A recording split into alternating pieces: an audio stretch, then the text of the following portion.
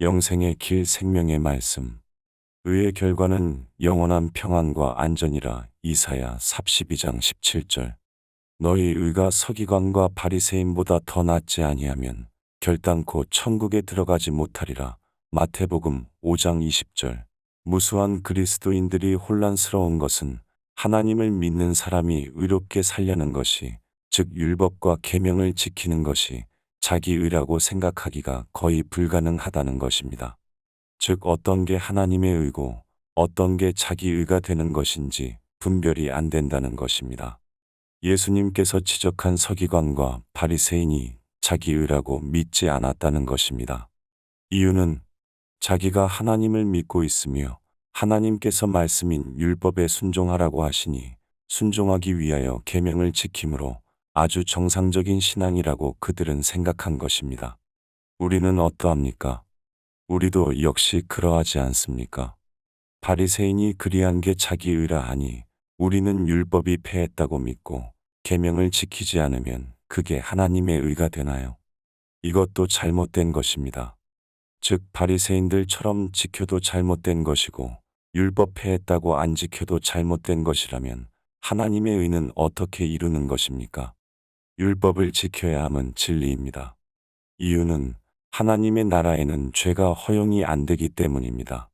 즉 율법을 지키되 완전하게 지켜야만 천국에서 영생할 수 있기 때문입니다. 그러므로 하나님의 의를 얻기 위해서는 하나님을 모시는 게 최우선입니다. 하나님이 의이시기 때문입니다. 하나님을 믿는다고 하나님을 모신 것은 아닙니다. 그러면 하나님을 모시는 방법은 아시나요? 하나님을 모신 사람은 반드시 그 방법을 알게 됩니다. 왜냐하면 자신이 어떻게 해서 그분을 모시게 되었는지 경험을 했으니 모를 수가 없는 것입니다.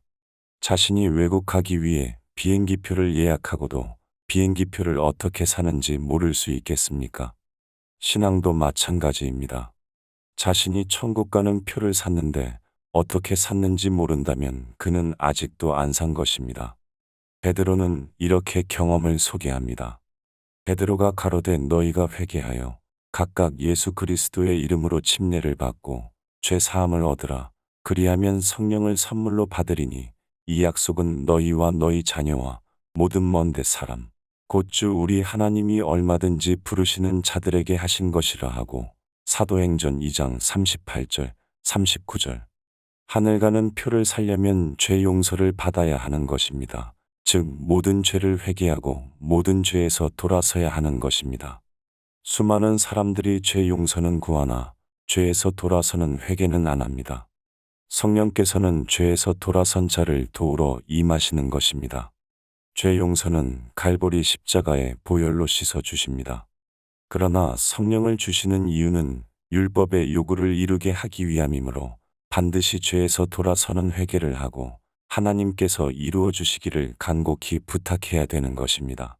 왜냐하면 내가 죄에서 완전히 돌아서지 않으면 하나님께서 강제로 해주실 수 없으시기 때문입니다.